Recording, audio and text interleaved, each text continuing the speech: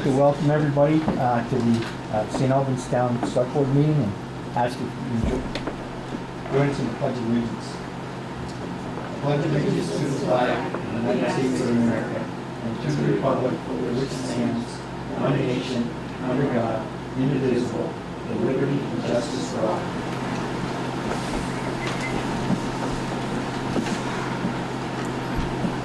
Okay, so we're looking for, has everybody had a chance to take a look at the agenda? The only thing that's changed to the agenda, we're going to add we have a request for a letter for Velco, and we'll talk about that later, so that's the only change we have. So I'll make the motion to approve the agenda for tonight's meeting. Okay. With the added item of the... Under all those in favor? Those opposed? You guys have it. Okay. Warrants. Let's start with you, young man. We have the general warrants. So I have general warrants from time span of 6/20 to 7/10/2017 for $135,130.54. Make a motion that we approve general warrants. Okay, the general warrants, that's a relatively high one, but it was over $81,000 of that went to the Franklin County clerks for services that we pay for. That's county tax, yeah. Yes. Okay, and the other big one on it was $12,850 to Bushy paving, the paving that we did down at the bank. Yep, that's correct. Okay, so I'm going to make a motion that we approve. All those in favor? Aye. Those opposed? Nice have it. Okay. What do you have in front of you? Warrants, capital equipment warrants. Okay, go ahead. Capital equipment warrant for DPW to buy a truck, to pay for a truck, $47,515. Two payments. Okay. Those in favor? I make a motion to approve it. Those in favor? Aye. Opposed? The ayes have it. I have a second warrant for the industrial park, in the amount of $4,337.50. Make a motion that we approve that warrant. All those in favor? Aye. Opposed? The ayes have it. Can I ask a question? Did you read, there was the DPW capital for the truck? Yes. Oh, okay, all right, sorry. Carrie, is that the truck that we are applying for general use? That was the truck approved on town meeting day. Yeah, I thought so, yeah. Yeah. Mr. Moran.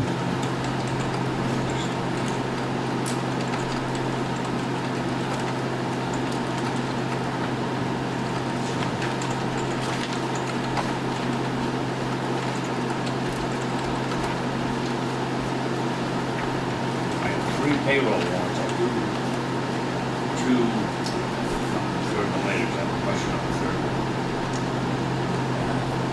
I move that we approve a warrant for the period June 12th to June 18th. The amount of $50,854.85. I also move that we approve the warrants period covering June 26th to July 2nd. Amount of $16,747.80. Okay. Third warrant move to approve is for the period June 19th to June 25th. The amount of $39,882.07. Now, what was a big item in there? It's 29, but it's still more than normal. 29. 29, what is it? 29,888.07. There seems to be a lot of what they call agency checks. Was that June 30th, did you say? Yep. Yeah, June 19th and 25th. Right, payroll date though? It's June 30. Oh, the We, payroll warrant dated the 30th. Yeah, June 30th. That was, retirement that we had to send in at the end of the month. Retirement to the And for- state pension account. Yeah. Yes. Okay. And also taxes, because the quarterly report is going to be due we send in taxes at the end of the month. We pay our payroll taxes. All right, so, Yeah. all right. Okay, so on that basis, I move all three. Okay, so, Bill's made a motion to approve them. All those in favor? Aye. Those opposed? The ayes have it.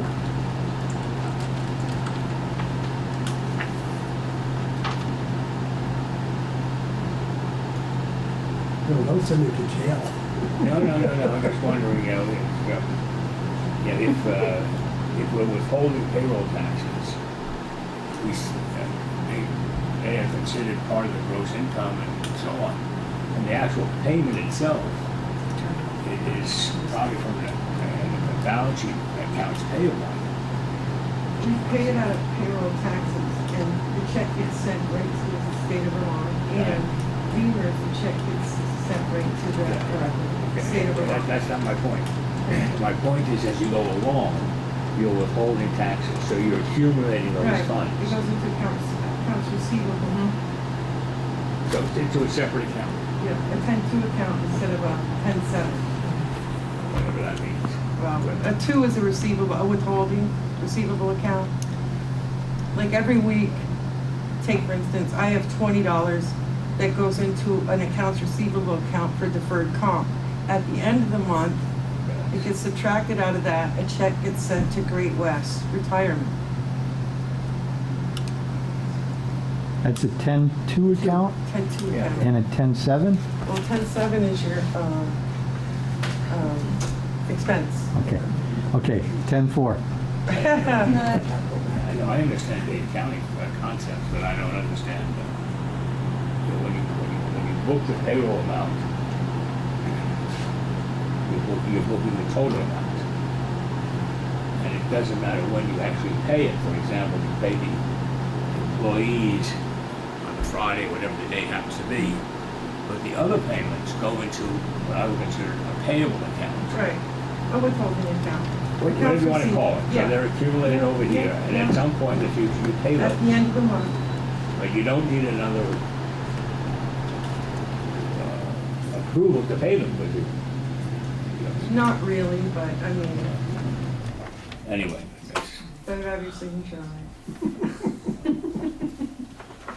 it. Okay. All done? yeah. Okay, let's move right along to the new municipal tax rate. And I'm good. Oh, I'm after the sorry, minutes. minutes, Sorry. okay. Sorry about that. I just wanted to get to that. I know. Okay, so I'm going to make a motion that we approve the minutes dated June 19th. Has everybody had a chance to take a look at them? Okay. Okay, all those in favor? Aye. Those opposed? The ayes have it. Now we'll get to the taxes. So at this time, what I'd like to do is I'd like to ask Anna to come up, have a seat. And she just got done telling me she's a numbers person. So let's hear about these numbers, Anna. Well, They're all good ones, I think. They are very good. Very good numbers.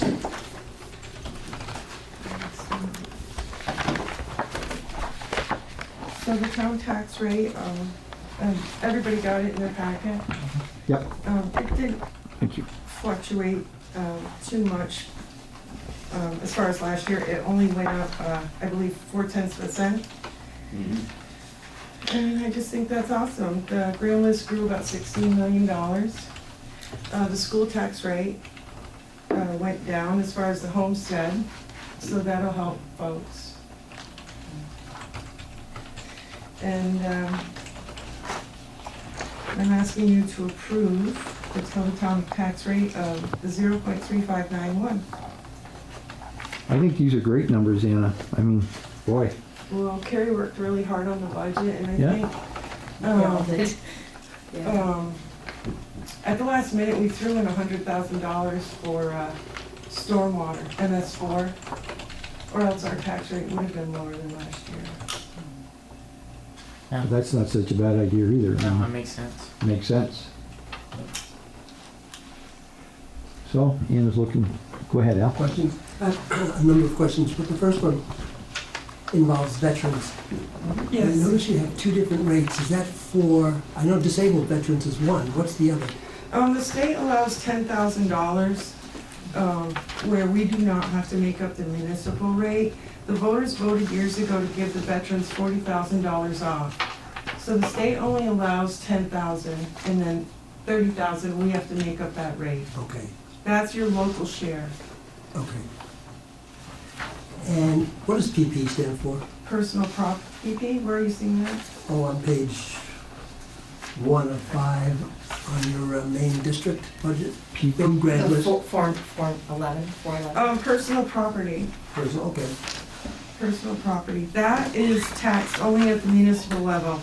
The state, it might have had to do with IBM, I'm not sure. The state told municipalities that they couldn't tax personal property at the education tax rate. So it's just taxed at the municipal level. So the only local agreement we have is the veterans exemption. That's it, yep, that's the only local. Yeah, agreement. what's the status of the Hardak properties? I talked to Bill Hinman today, and new statutes were passed as far as voted exemptions, where we didn't have to put them in our local share. The same as Northwestern Counseling, they qualify for, I'm not sure what the right term is. So the statutory exemption? Exactly, yeah, Okay. yeah. So we do not have to add them in, because I did question that, and I talked to Gary about it, and I talked to Bill today, and he said no. Because I do remember seeing them before. Yeah, exactly. Yeah. And I didn't want to be wrong, obviously. So, First time this year, you would have been. We don't want that to happen. We don't want that to happen. again, I'm not here because I'm gorgeous. I'm here because I'm smart. Well, smart and good. They get a double header. before you leave, Yeah. on town code 552, it looks, or S52.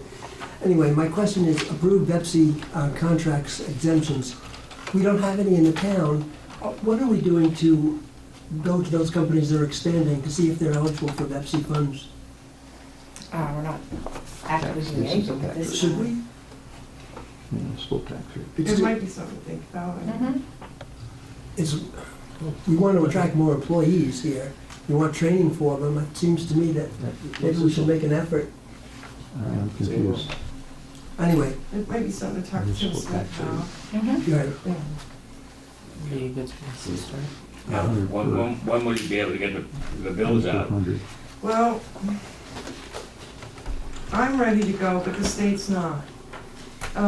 They usually send me an electronic file as to what to subtract off the tax bills for those who qualify. Right. I have not gotten a file yet. Yeah.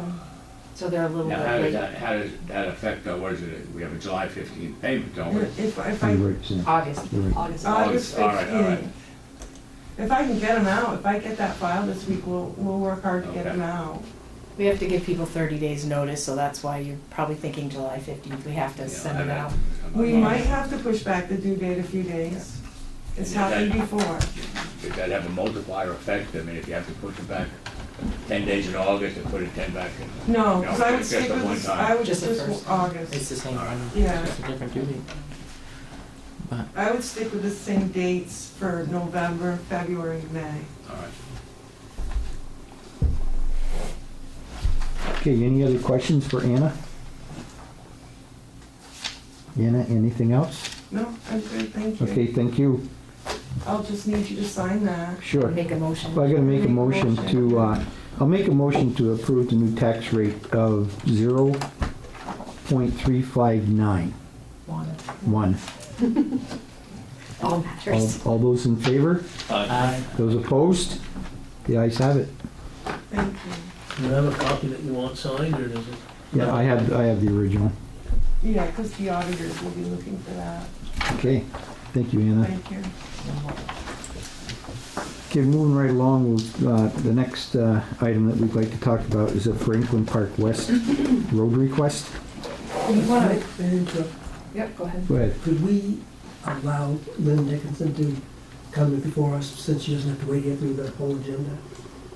Sure. Would you like to, Sure. What are you, Well, what are we here to talk about then? well, just give you a little report on what happened in the legislature, there's a couple of things. Just give you a small report. Okay, go ahead.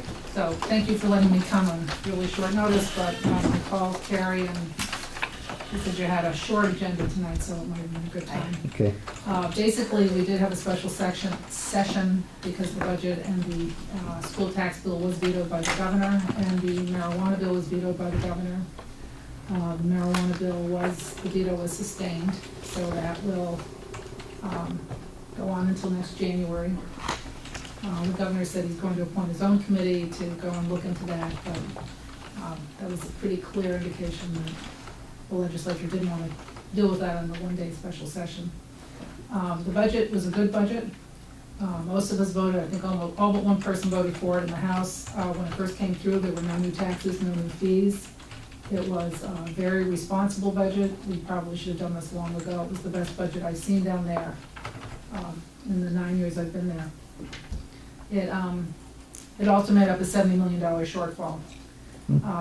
There were some things in it that were a little bit sketchy. They did make up a property tax relief for the schools by dipping into some rainy day funds, which was one of the things that most of us did not want them to do. And we really are cutting close to the bone here as far as having any surpluses or any kind of rainy day funds or anything in case of an emergency.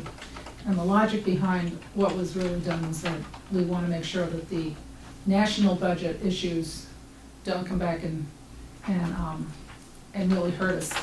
So one of the things they're doing is planning a special session maybe in October, depending on what happens on the national level, because we could lose a lot of federal money. I mean, 1/3 of our budget's federal money. So we're not sure, no one's really sure how that's gonna work out. Among the things that I talked to Carrie about, and this is something that I did a few years ago, you recall, of course, you had the court case where you went to Northwest Counseling and ended up losing that case.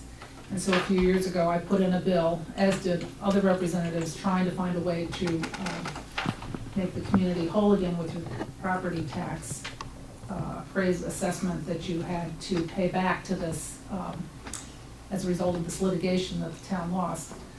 There was one bill that I put in that just changed the change in the grand list from the value of the municipality's grand list, if it was reduced by, the current law was 1%. I changed it to 1/10 of 1% because there had only been maybe one case where there was a large enough change in the grand list to have an impact for a municipality where it could get the money back from the property, from the tax department. This is the education fund primarily. Everyone else that had been in a situation like that, whether it was Wake Robin or the concern for the equinox or, what we had, there was quite a few. There was some granite mining things in Berry Town. There was a whole bunch of different communities that had experienced this, and they all agreed it was just, 1% was just too high. So I reintroduced that again this year. The other bill was a person from Manchester who wanted to go and have the state pay the town for your legal costs for these kinds of situations. And neither one of them really ever became law. So I reintroduced it this year, and the Senate put in a similar bill with a group of senators regarding taxation, property taxes, and appeals. Theirs was a little more detailed. But in both cases, in their case, they totally eliminated that piece of the section that got the 1% change in the tax. What happened is that in the municipal tax bill, which didn't have any taxes in it really to speak of, but it did have things like this that were issues that needed to be addressed. And so they have a reduction of listed value and recalculation of education tax liability. Let me just say that there is a real desire on the state level not to touch the education fund. It's sort of a sacred cow. It's an important sacred cow because, of course, it's the thing that funds our schools. And that was part of the whole business that we went through with the special session, the veto session, because that was an important piece, to have it go and save money for property taxes. But this thing that we were trying to do is to create an opportunity for municipalities to go and not be hit by that second litigation cost that second payback as a result of the litigation. It set up some of the new rules, and basically some of the things that it wants to do is it wants to make sure that you follow best practices, that that there's a certification for the requests, that there's some time limits. One of the time limits is that the municipality submits the request on or before January 15th for a request involving an appeal, a court action. They tell you have to do it within 30 days. In the final version, just like the Senate bill, it got rid of the 1%, totally took that section out. And it also is looking for, so prior to the issuance of a final administrative determination or judicial order, a municipality may request the director certify the practice will follow for purposes of meeting the requirements of subdivision, the first part of the subdivision that talks about trying to find a way to get the money back. And the director may choose to grant certification, deny certification, or refrain from a decision until a request is submitted under the subdivision A1, which is where you request the refund. They also have a part in here that there will be a cap, that the total amount for all reductions made under this action in 1 year shall not exceed $100,000. So that would be all the communities that might be putting in requests. If the total reductions for a calendar year exceed that amount, the director shall instead prorate the reductions proportionally among all the municipalities eligible. The Grand List Litigation Assistance Study, the Attorney General and the Vermont League of Cities and Towns and other interested stakeholders shall study approaches to assisting municipalities with expenses of litigation, including assigning an assistant district attorney to the Assistant Attorney General to the Division of Property Valuation to review municipalities litigating complex matters. So they're going to put into place some bureaucratic pieces and parts and reports that need to be done, and they are going to do a study with the Attorney General and the Vermont Leagues of Cities and Towns. And as of December 1st of 2017, the AG shall submit a report to the Senate Committee on Finance and the House Ways and Means. They'll also have a report due on December 1st of 2019, where the Director of Property Evaluation and Review shall submit a report to the Senate Committee on Finance and the House Ways and Means on the reimbursement, education, tax liabilities. And they've got a whole list of things they want to look at. You know, the number of reductions there are, the number of communities there are, what the total amount's going to be, what impact it's going to have on the education fund. So that actually passed. And it isn't what I originally requested, it isn't what the Senate really requested, but it is something that enough communities, I think. I wish we had it at the time. Yeah. But what Yes, people you may not, should. after all of that, which is wonderful, what people may not realize is exactly what happened. We, the town, charged NCSS the local and the state property tax. And we collected those monies from NCSS, and we in turn paid those the state property tax to the state for the education fund. Mhm. NCSS sued us and they won. So the courts directed that we, since they were tax exempt for this statutorily, we had to reimburse them what we collected from them. That's right. We said, okay, here we are. Now then we went and said, hey state, we paid this money to you in good faith. We want it back. And they said, tough luck. Yes, that's exactly what they And said. that's it. And you weren't alone. They did the same Right. thing with Wake Robin. They did something in Berry Town. I mean, lots of smaller towns have had similar issues with the same thing when they don't even have the tax base that we have. It's been an ongoing, continuing problem, and that was the response, was, I'm sorry. Not now, not which you. to me, what, aside from the tough luck, the attitude was too bad. And in equity, you should get it back, plain and simple, which is what we're getting now, I hope. Yeah, and the other thing is the legal costs, and usually it's a That couple too. of years of taxes, it's not just a one-year Right. thing. It usually goes on for at least 18 months to 2 years, so it's a couple of years of taxes that you have to then refund back to the winner in the case. And you have litigation costs that are Of not course, cheap. yeah. And so the goal was to try, the bills that were put in the past were to try to recoup both the litigation costs and to lower that threshold from 1% to 0.1%, where people could actually have an option of being able to recover something from the state. This is going to be essentially a study. It goes through a lot of bureaucratic stuff. Some of it was existing language, some of it's been added. But it's going to examine these things a lot more thoroughly than it did before. Thank you. So, That's great. Every It's good good. cause, good. it's good. Property and evaluation department is even worse than the mafia. Having dealt with them, they could teach the mafia something. They really need to be curtailed dramatically, Go to the graduate school for the mafia. right? Yeah. They, By the way, that was Bill and I stand front and center, I go right on, no problem with me. Yeah. Yeah. I mean, lowering the threshold would have probably accomplished, was a real simple, easy way to do it. Yeah. And more towns would have had a shot at being able to recover some of those monies. But you're right. I mean, they are really, it's taken, I don't know, 4 or 5 years anyway for this to be really looked at. But it's something that when we were down there for the Local option tax? well, the local option tax, but also we were there, I think, for the, was that the local option tax We year did. that we were Last doing? time we were at Ways and Means. Yeah, VLCT, Yeah.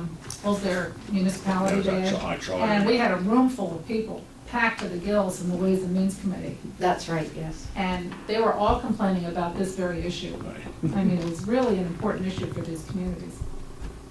The other thing that happened is the Economic Development Bill, which was Act 69, had a clause in there, a section in there called the Rural Economic Development Infrastructure District. And this struck me as something sort of interesting because what we did this year, we had TIFs, the tax incremental financing, that had been around for about maybe 10 years or 12 years.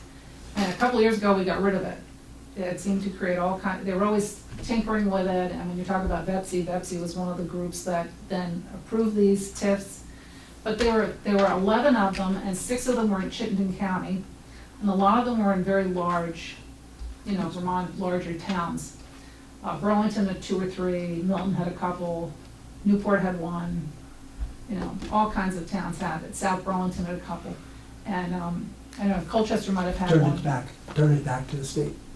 Okay, turn it back. Well, there was concern because the law changed almost every year there for a while, and nobody was doing it exactly the way the law stated.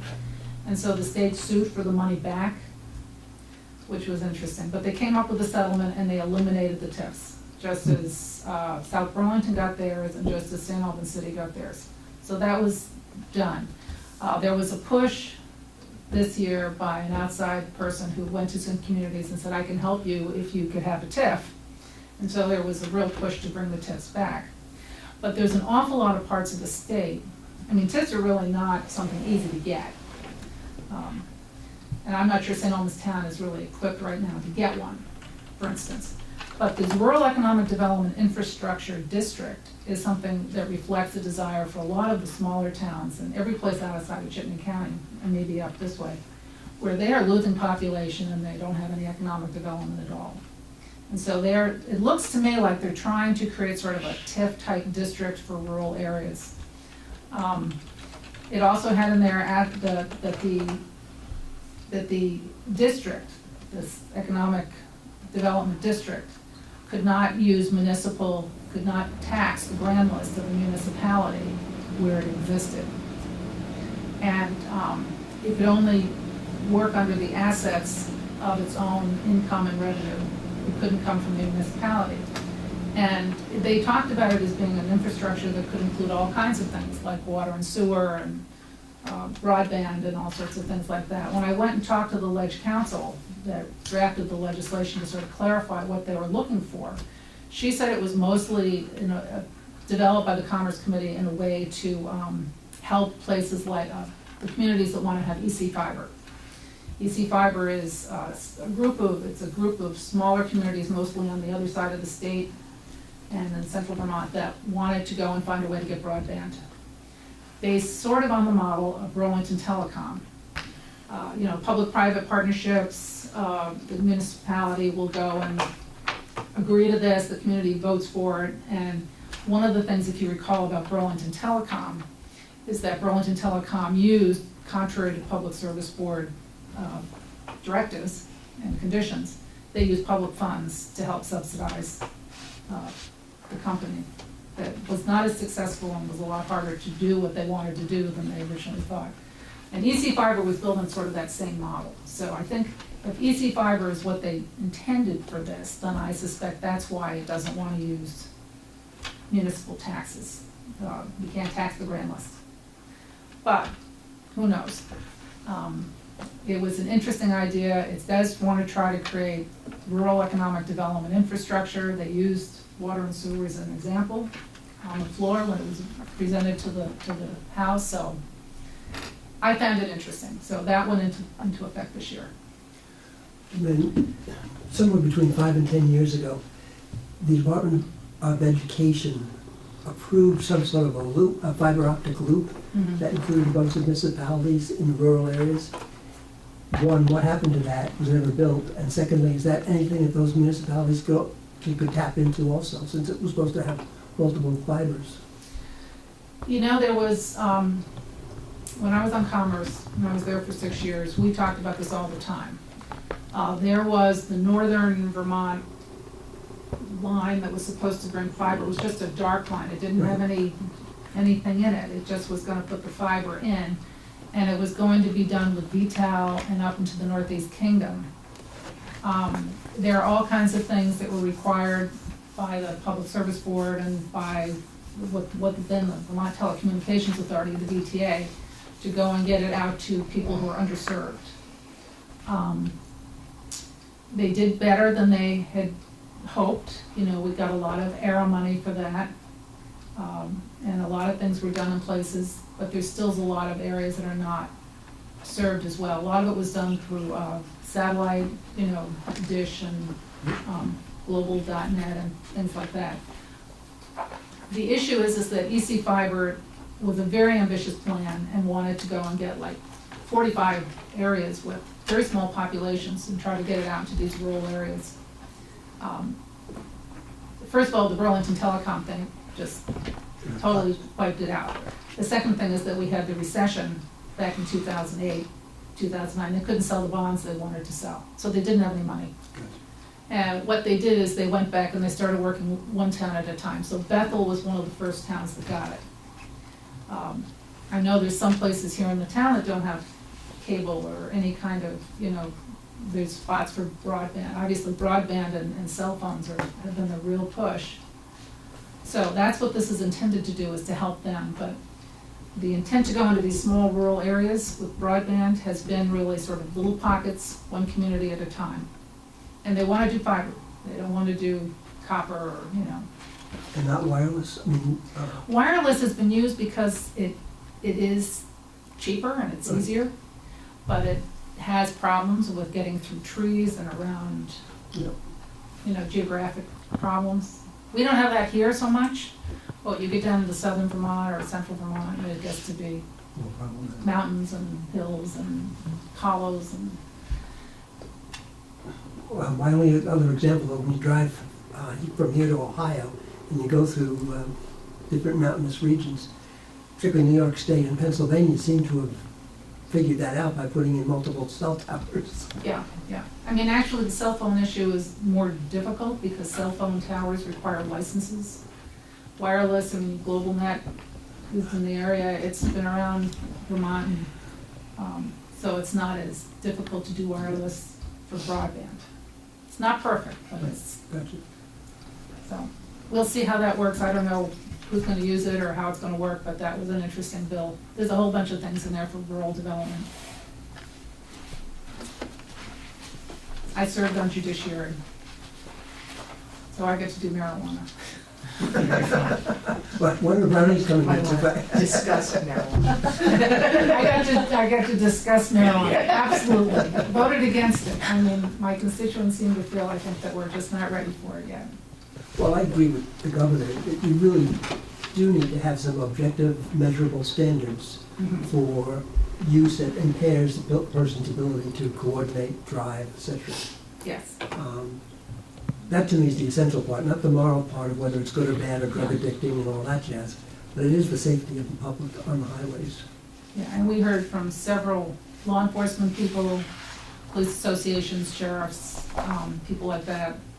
We didn't hear from healthcare people, The bill didn't go to the healthcare committee or any of the other places, but the educational community, certainly all the public safety people and the various police organizations, the mental health agencies,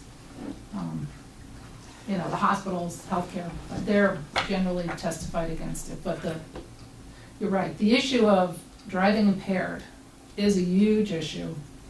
And they have something like maybe 15 or 20 what they call drug recognition enforcement officers.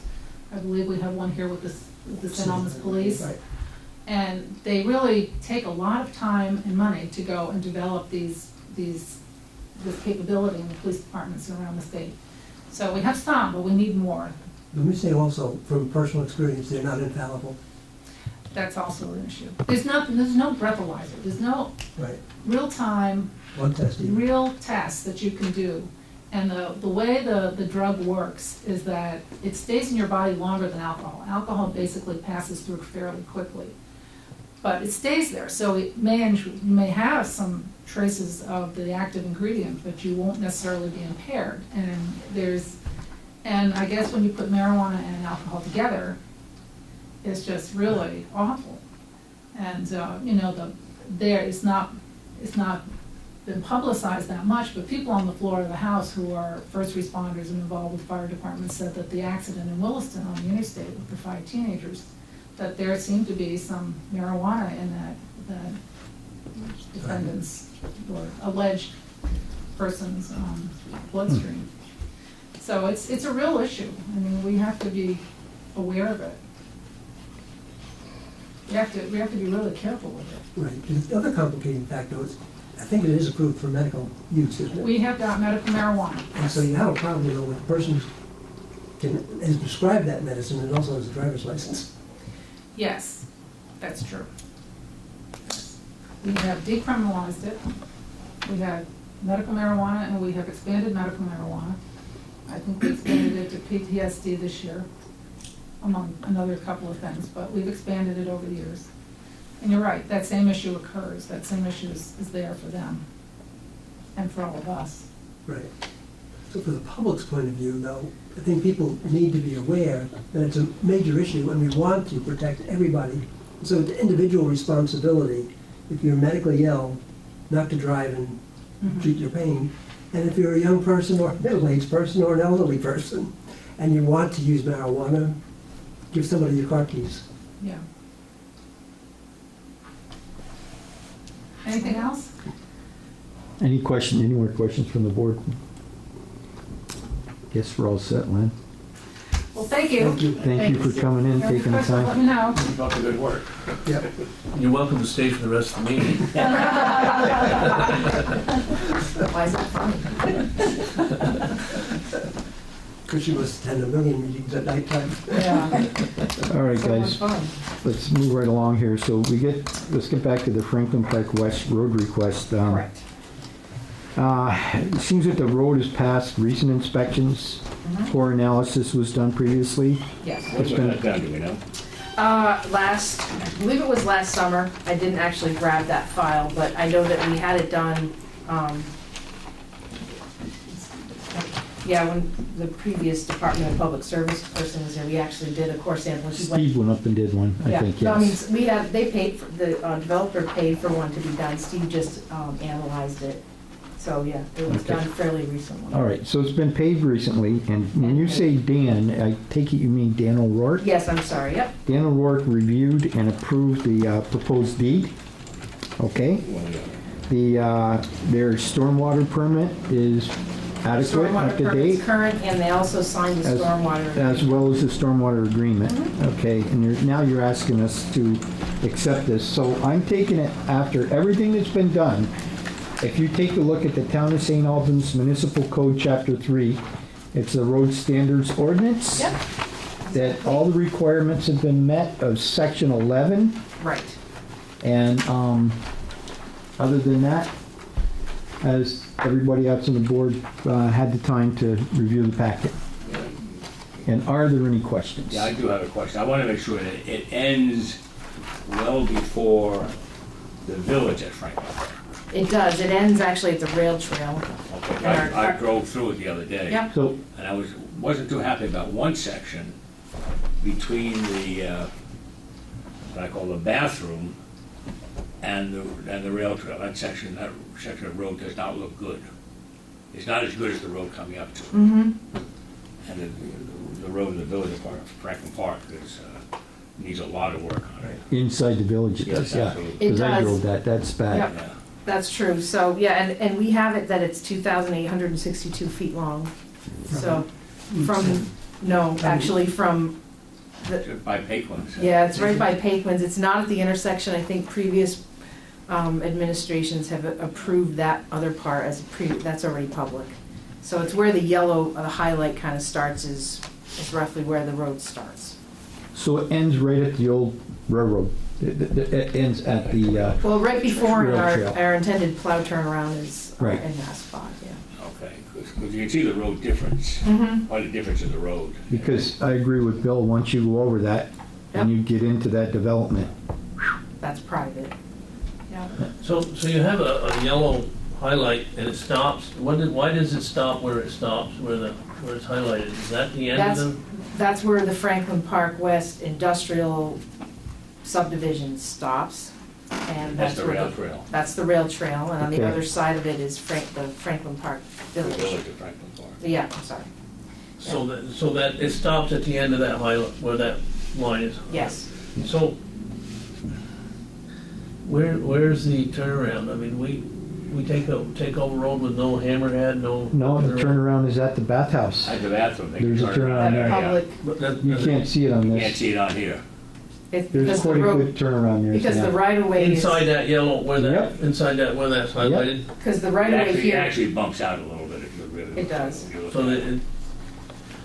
the right of way is 80. Is that turnaround or hammerhead, is that delineated in the deed? Not sure that it is. We did talk to the developer about it, I'm not sure it's actually defined there because it's within our right of way, which is even wider in the industrial park. We wanted the ability to have a much wider road. I think it's, in the deed is like 80 instead of 60. I don't even know who owns that piece. of Who owns the rail Well, trail? but if you're gonna use it as a turnaround, we need to own it. No question. Yep. If we don't own it, then we're not gonna use it as a Right. turnaround. And then I don't, you know what, for some reason, I don't think that that the developer owns that.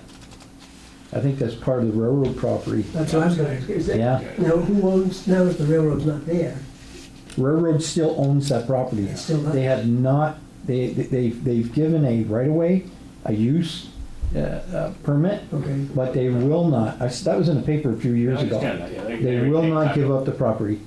They will not give There up must be the, some ownership issue, some ownership transfer, or at least an easement, because Phil Gabodi built that bathhouse on that property. right. So he had to have some legal authority to do that. yeah, but did he build that? Yeah, that was a condition of the Franklin Park, Okay. of that Okay. permit. Yeah, I think the owner who owns the whole industrial park right now owns that, and that's Pat Malone.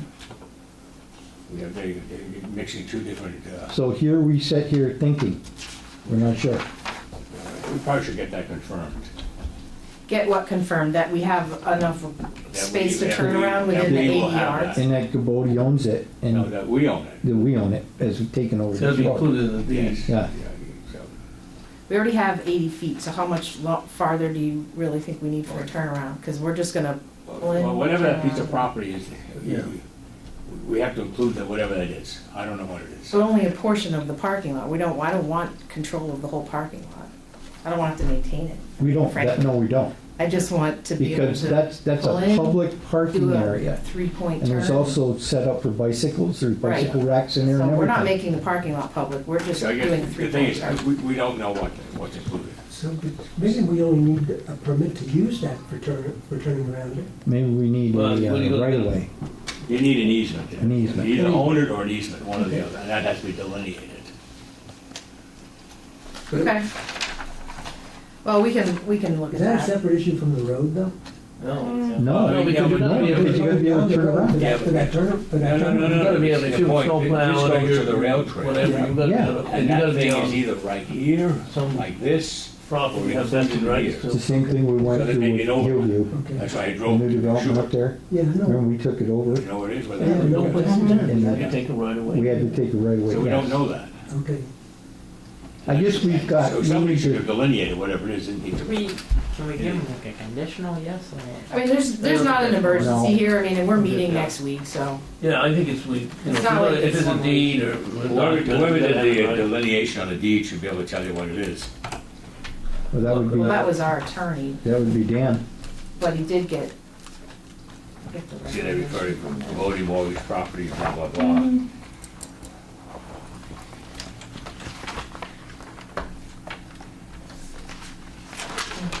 You see this, the warranty deed has all kinds of meets and bounds, or what do you want? Yeah, I what do you tried to say, shorten that up, but the lawyers wanted it in Yeah, there. yeah, this is like reading Greek backwards. and Gary, forwards.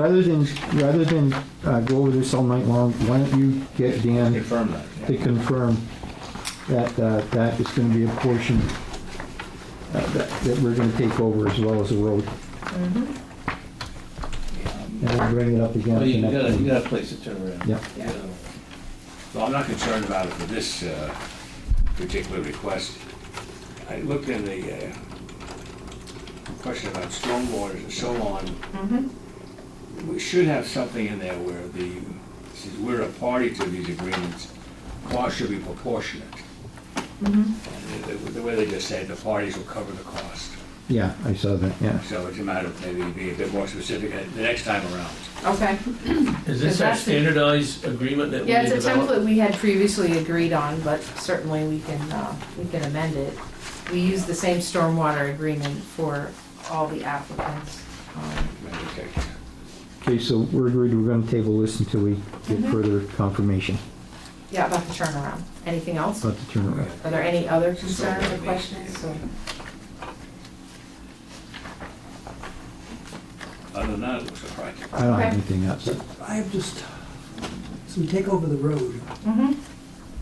and you have a right of way, so to speak, on either side of the road, the paved parking. Yes. What does that do to this whole concept of sidewalks? We own the road and the right of way. You know, we're, right now, we're discussing with Right. the RPC, trying to get just one side of that road for sidewalks, not Of both this road? sides. Yes, Why would you want to put sidewalks on that?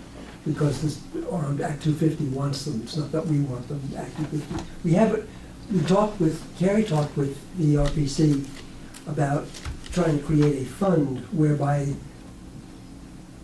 Act 250 is insisting that each developer pay for a sidewalk in front of his place. Mhm. But there will be multiple sidewalks going nowhere.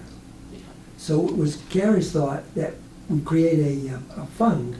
The guy builds project X or building X, he puts his cost for the sidewalk into this fund. That fund is drawable upon to complete other sidewalks, but in the end, when everybody else participates, we have build out in that federal, in this park. So you mean you hold off until the development is completely Right. built out? And Or at on, least till you have connections, so you're so not. so it's coordinated. That's the same discussion that we've had. We had It's this a sidewalk many escrow times. fund. Yeah. We Yes, talked about this, because Right. until you have a plan, you got, The planning commission voted to send a draft copy of the sidewalk ordinance up the select board at our last meeting, correct?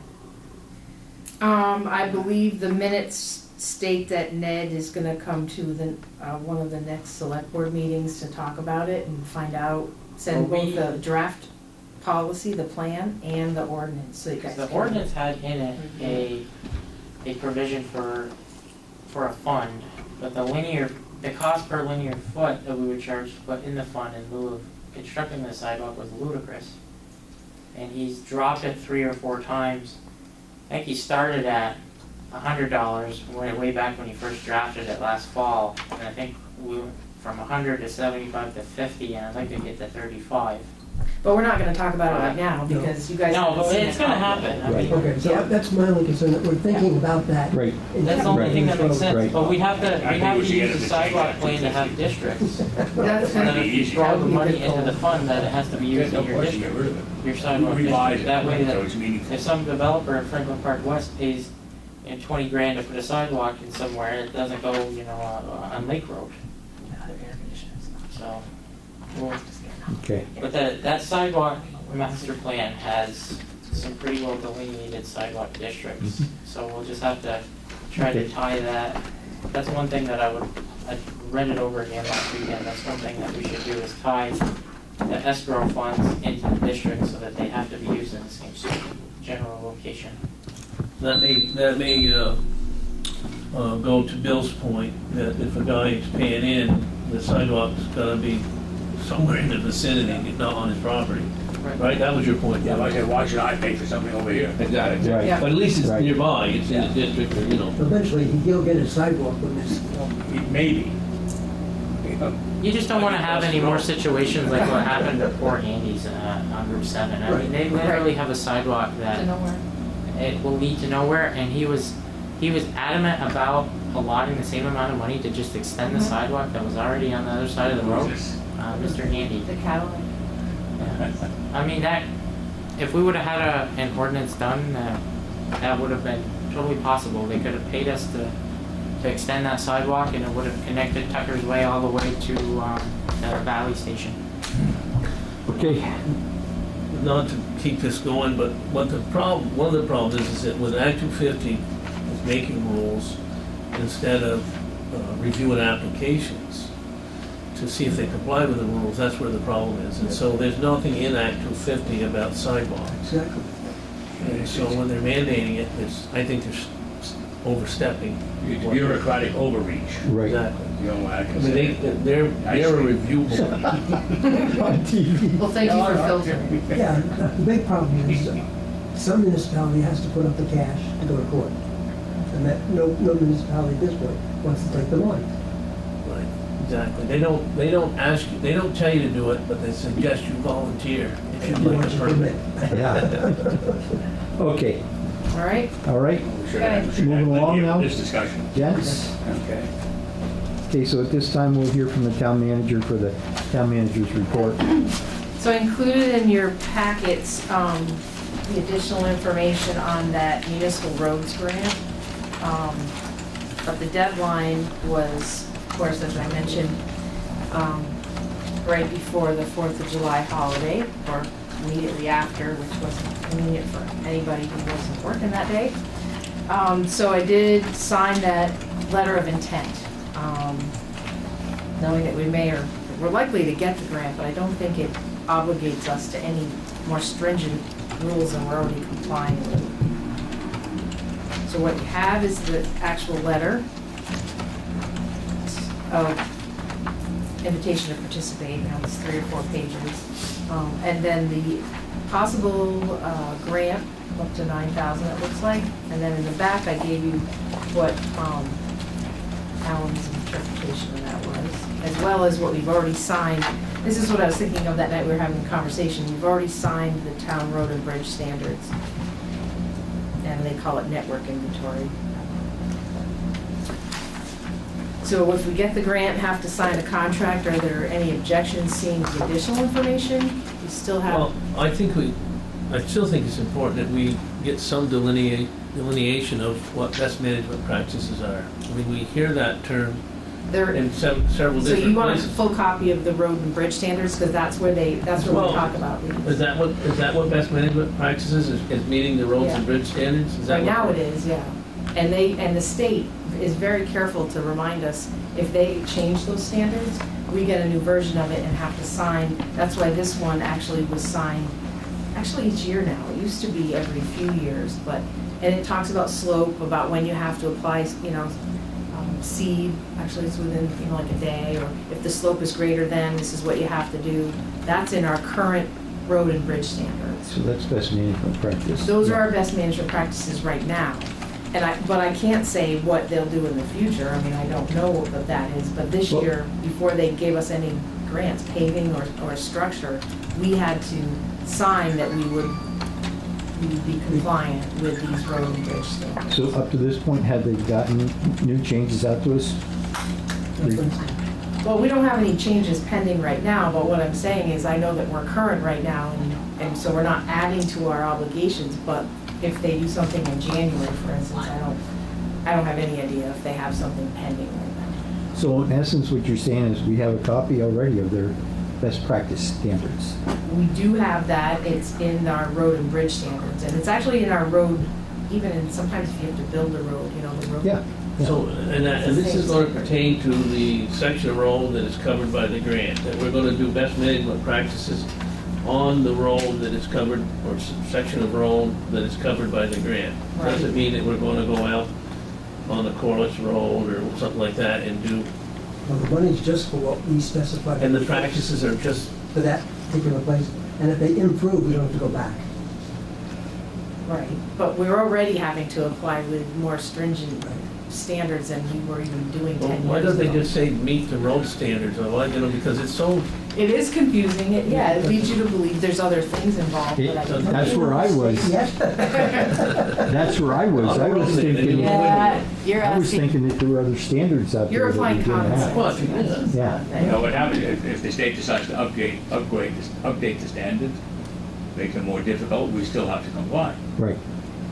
Well, for Right, but next you- year, right, Yeah. yeah, but if you say you're gonna meet a code, or you're gonna meet a standard. that's correct. Yeah. If you, if you have, say you Standard have is- to meet a code, a national code or a local code, then you say it.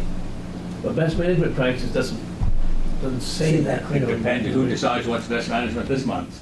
So as long as you're aware of that, it's, Right. it's a little fuzzy. Okay. I'm here My for- understanding though from the last RPC meeting is that we did get our application in on time and therefore Yeah, this schedule is probably right. Yeah, we got it We'll in get the $9,000. Yeah. Yeah, but we'll get the 9,000. We'll get 7,500, we have to contribute 1,500. Yeah. Labor. right. And most of it's, yeah. Okay, All right, Terry. so the next item on here is we had advertised is we are looking for an animal control officer. One of our part-time animal control officers, Mark, has stepped down. He's got a number of other things going on right now. So it seems to work best if we have 3 people. So we are looking for one more person. So this is just a replacement. This is just replacing them. No one was let go. It's not any, there's no conspiracy or interesting story there. It's just, we do need a third person. David McWilliams is still our animal control officer. Carrie Lewis is one of our assistant animal control officers, but, you know, like all of us, sometimes they leave town. They're allowed to do so, and we like to have backups, so. And we have some equipment for them to use, that the town has purchased, like a cage and a, leader, some sort of pole, catch pole, I think they call it. And some other things like that, and we obviously will train someone if they're not, all that familiar. There's workshops that are held throughout the state. Is there Well, we pay involved? definitely train somebody. Yes, that's a good question. So we do pay a stipend, so if somebody's interested, they can certainly call me or call Jen or call one of our current animal control officers to talk about the duties, responsibilities, and pay. They paid vehicle mileage as well, correct? Mileage as well as a stipend, yes. An annual stipend or hourly? We pay per call. Per call, okay. Well, you interested? No. Oh, I'm just trying to clarify so that anybody What interested. what is that- it? Do you know what it is offhand? just kidding with you. I can't remember if it's 20. It's 15 for assistants, 15? $15 a call, For the assistants. for the assistant. yeah. Boy, you might think about upping that. Boy, I We think might so. have to consider that in Yeah. the future. What does the chief animal control officer get more? 20? 20, okay. It's not, It's not Wow. gonna make you rich.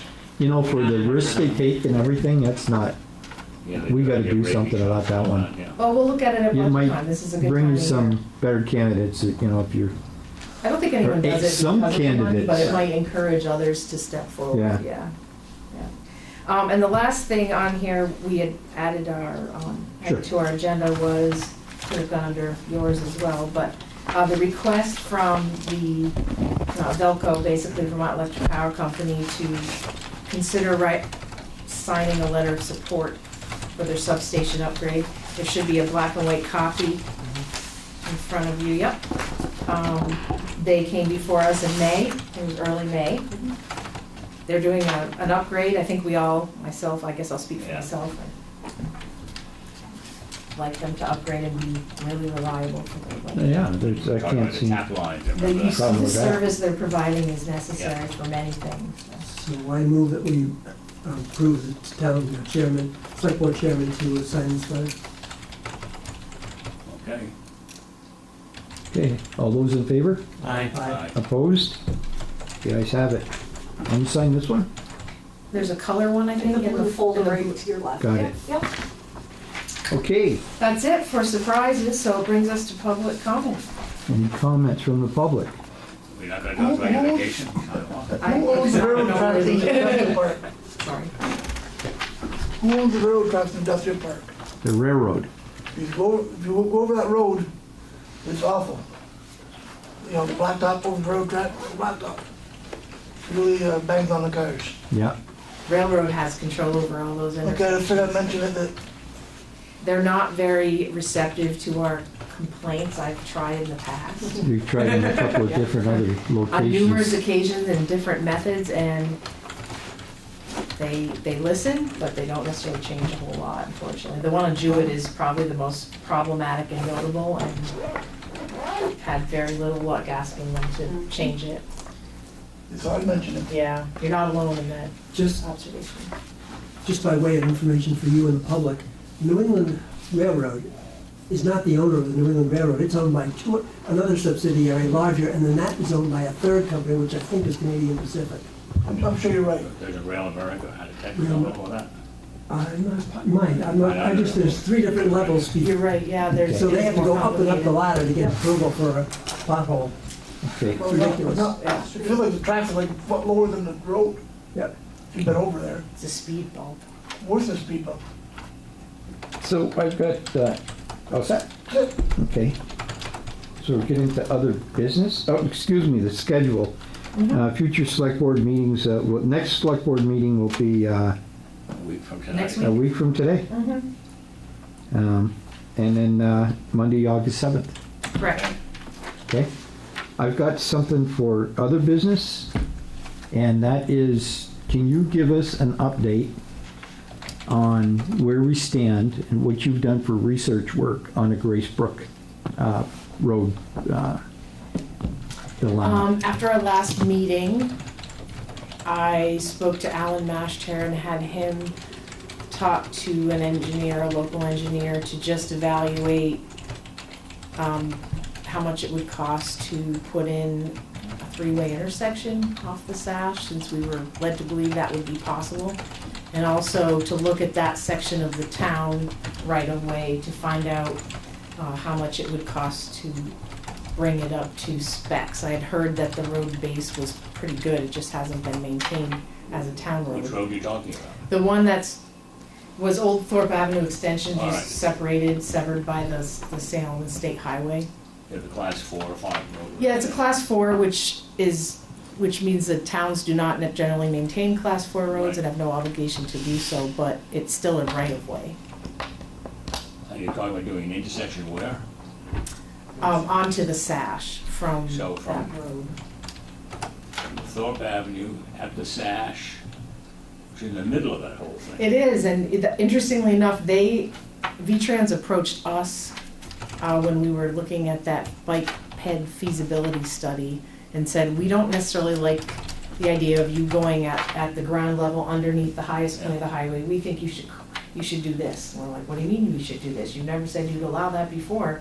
And they have changed their minds in the last 5 to 10 years because they said they like that option.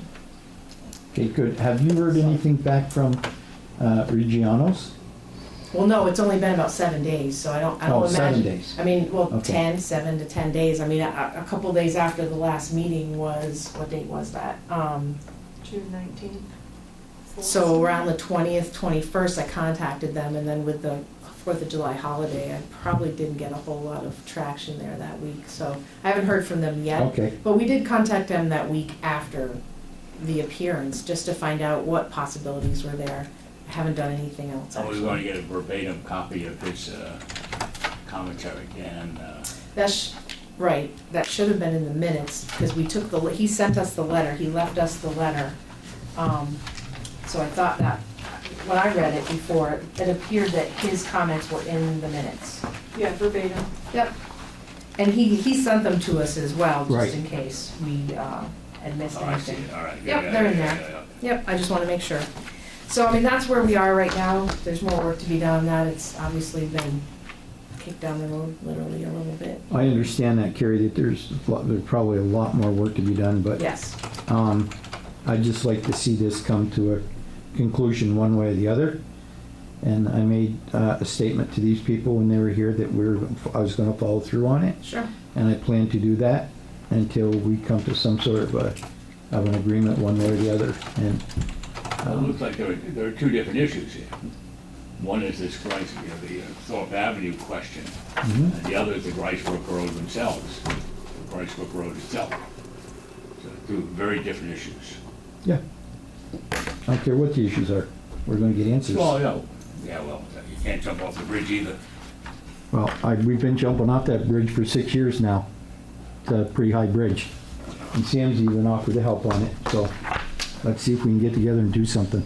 We'll keep pushing forward. Yep. We haven't forgotten. Yes, sir. Why did that ever get closed, the end of Thorpe Avenue? Oh, Is the first question. And the second thing is, 5, 6, 8 years ago, we put a new culvert at the end of that road. The taxpayer put a culvert at the end of that road. So my thought being is, if we got money invested in that, why can't we use it? okay. I can't answer your first question because I wasn't here There's a then. lot of history with that, would involve with the city and, rights Yeah, of way and all this stuff. I heard a don't lot. understand it. I heard a lot of the history, it's scary, but. I don't understand it. Yeah.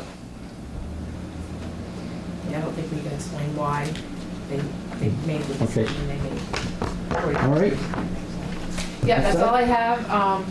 Have a couple executive session items, but I don't have anything else for other business. Okay. Unless you do. With pleasure.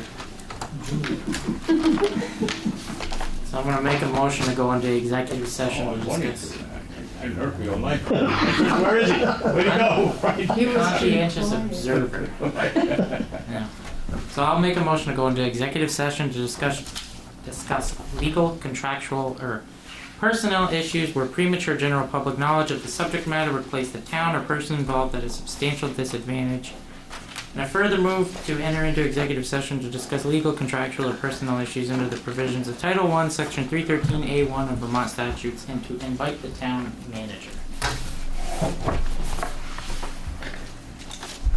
Okay. All those in favor? Aye. Aye. Those opposed? The ayes have I it. figured somebody to shorten this whole thing.